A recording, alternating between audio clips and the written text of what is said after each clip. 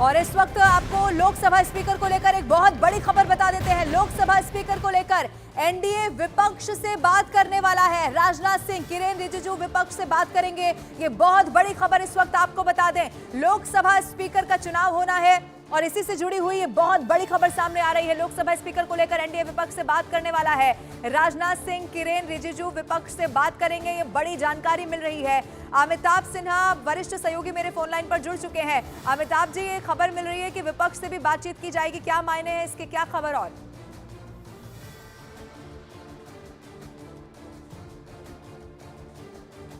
चलिए एक बार फिर से संपर्क करने की कोशिश करेंगे, लेकिन बड़ी खबर आपको बता दें, लोकसभा स्पीकर को लेकर एनडीए विपक्ष से भी बात करने वाला है। राजनाथ सिंह, किरेन रिजिजू विपक्ष से बातचीत करेंगे। ये बहुत बड़ी खबर मिल रही है। आज दोपहर 12 बजे का वो वक्त होगा जब नामांकन करना है, कल स्पीकर का चुनाव होना है और इस लिहाज से ये बहुत बड़ी खबर है। विपक्ष से बातचीत की जाएगी कि आने वाले समय के लिए हो सकता है कि किसी भी रूप में काम में खलल ना पड़े, तो ये हो सकता है कि एक पॉजिटिव नोट पर कैसे बात की जाए, इसकी रणनीति यहाँ पर बनाई जा रही हो। हालांकि ये अगर लोकतंत्र के लिहाज से देखेंगे तो ये बहुत बड़ी और अच्छी खबर भी है। अमिताभ सिन्हा मेरे वरिष्ठ सहयोगी फोन लाइन पर जुड़ चुके हैं। अमिताभ जी, क्या मायने हैं इस खबर के? बातचीत की जाएगी विपक्ष से भी स्पीकर को लेकर। देखिए, दो चीजें साफ है। अगर राजनाथ सिंह और किरेन रिजिजू, दो संसदीय कार्य मंत्री, दोनों लग गए हैं राजनाथ सिंह के साथ साथ एनडीए के बिहाफ पर की तमाम विपक्षी दलों के नेताओं से बात की जाए, तो ये साफ है कि सरकार इसमें कोई टकराव नहीं चाहती और एक कंसेंसस के साथ स्पीकर के पोस्ट के लिए नियुक्ति चाहती है। सरकार के पास बहुमत है और सरकार अपनी नियुक्ति कर सकती है, लेकिन ये बड़ी पहल है विपक्ष के साथ भी बात करने की। और राजनाथ सिंह, जिनके अच्छे संबंध है तमाम विपक्ष के नेताओं के साथ, उनको बात करने का जिम्मा सौंपा गया है।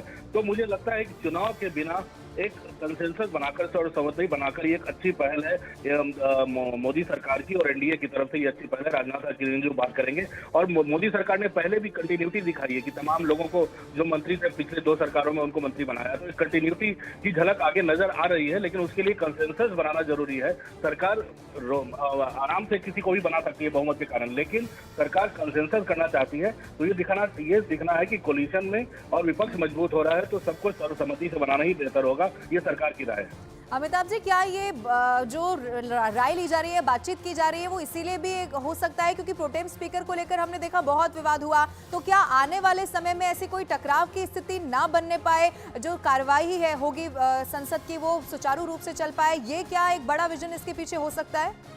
बिल्कुल बिल्कुल। एक तो स्पीकर हमेशा, जब भी पिछले कुछ 17वीं और 16वीं लोकसभा में देखा गया कि लगातार स्पीकर पर आरोप लगाता रहा है विपक्ष कि वो थोड़ा बायस्ड है। लेकिन मुझे लगता है कि ये एक कंसेंसस बनाकर, कंसेंसस इवॉल्व करके आगे बढ़ने की जो प्रक्रिया है, ये दिखाए कि अगर सर्वसम्मति से हो रहा है तो विपक्ष को भी स्पीकर पर भरोसा करना पड़ेगा। स्पीकर एक न्यूट्रल होता है, स्पीकर किसी पार्टी का नहीं होता, वो लोकसभा का होता है और उससे सबको बराबरी का हक देना होता है। इसलिए स्पीकर कंसेंसस से बने, ये सरकार की कोशिश है और यही विपक्ष के नेताओं के साथ बात करके राजनाथ सिंह यही संदेश देंगे और उनसे राय लेंगे। बिल्कुल, एक बड़ा संदेश भी यहाँ पर देने की कोशिश की जा रही है। बहुत शुक्रिया अमिताभ जी हमारे साथ जुड़ने के लिए, तमाम जानकारी देने के लिए।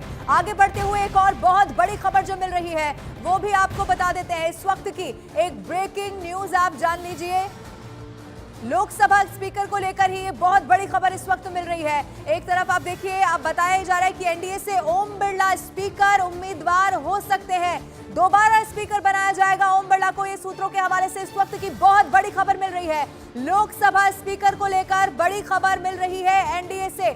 ओम बिरला स्पीकर के उम्मीदवार हो सकते हैं। हालांकि 7वीं लोकसभा के लिहाज से वो इस्तीफा दे चुके हैं, लेकिन क्या एक बार फिर से उन्हीं को लोकसभा का स्पीकर बनाया जाएगा? अभी तक जो सूत्रों के हवाले से जानकारी मिल रही है, ये बड़ी खबर आपको बता रहे हैं। यतेंद्र मेरे साथ जुड़ रहे हैं। यतेंद्र, ये बड़ी खबर है, एक बार फिर से क्या ओम बिरला ही हो सकते हैं?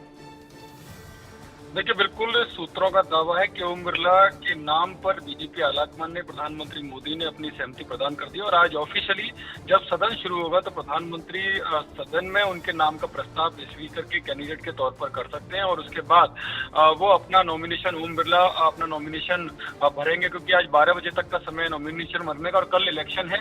तो ऐसे में 11:30 पौने 12 बजे के बीच में अपना नॉमिनेशन भर सकते हैं। लेकिन ये सूत्रों का दावा है कि ओम बिरला ही एक बार फिर से स्पीकर बनेंगे। बीजेपी अपना अपना फिर से कैंडिडेट बनाएगी। एनडीए के सभी सहयोगी दलों से बातचीत हो गई और एनडीए के सभी घटक दलों ने बीजेपी को इंश्योर किया है कि उनका जो भी फैसला है, वो जो भी कैंडिडेट है, उनका समर्थन उस पर रहेगा। हमारी टीडीपी नेता और केंद्रीय मंत्री राममोहन नायडू से भी बात हुई, उन्होंने भी साफ तौर पर कहा कि टीडीपी की तरफ से कोई डिमांड नहीं है और जो भी फैसला एनडीए के नेता मिलकर लेंगे उस पर सभी घटक दल मिलेंगे और एनडीए सर्वसम्मति से अपना नेता चुनेगा। हालांकि अब कोशिश यही है बीजेपी की तरफ से कि विपक्ष की तरफ से भी इस पर सहमति हो जाए, यानी कि सर्वसम्मति से फैसला हो, क्योंकि ओम बिरला पिछली बार भी 17वीं लोकसभा के अध्यक्ष रह चुके हैं और जिस सफल तरीके से उन्होंने सदन चलाया उसको देखते हुए और इस बार जो समीकरण है उसको देखते हुए एक अनुभवी व्यक्ति की जरूरत है और ऐसे में बीजेपी एक बार फिर से दाव ओम बिरला पर ही लगा रही है। इस सूत्रों का ठीक है यतेंद्र, आप बने रहिएगा। एक बड़ी खबर यही है कि एक बार फिर से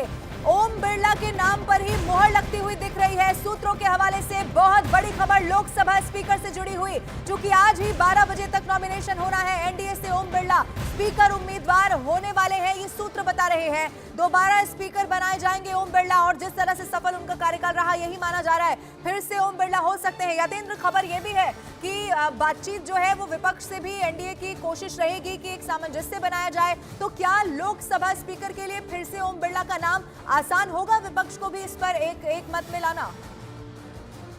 बीजेपी की कोशिश यही है कि जब इनके नाम का ऐलान किया जाए तो विपक्ष की तरफ से कोई उम्मीदवार खड़ा ना किया जाए, यानी कि सर्वसम्मति से ओम बिरला का चयन स्पीकर के पद पर हो, क्योंकि स्पीकर को वैसे भी माना जाता है कि जो ये चेयर है, यानी कि जो ये पद है संवैधानिक पद, उस पर निष्पक्ष तरीके से काम करने वाला व्यक्ति होना चाहिए। तो और ओम बिरला ने जिस तरह से पिछली बार सफल मतलब एक गैर विवादित तौर पर काम किया, तो ऐसा माना जा रहा है कि बीजेपी अपने इस प्रयास में सफल हो सकती है। विपक्ष भी शायद मान जाए। अगर बाई चांस पक्ष तैयार नहीं होता है तो उस पर वोटिंग होगी, वोटिंग की प्रक्रिया होगी और जो मत है यानी बीजेपी के पास, एनडीए के पास बात की जाए तो एनडीए के पास बहुमत है, तो ऐसे में उनको जीत को लेकर कोई दिक्कत नहीं होगी क्योंकि पर्याप्त मत उनके पास है।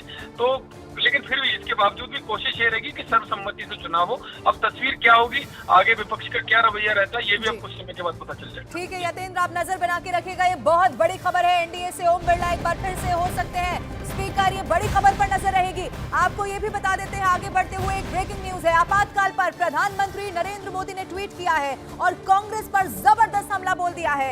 ये कह दिया है कि कांग्रेस की सरकार ने बुनियादी स्वतंत्रताओं को खत्म तो किया ही, भारत के संविधान को रौंद डाला। इसके साथ ही उन्होंने कहा कि उन लोगों को याद किया जिन्होंने आपातकाल का विरोध किया। ये बड़ी खबर आपको बता रहे हैं, सत्ता में रहने के लिए देश को जेल बना दिया गया, ये प्रधानमंत्री की तरफ से कहा गया।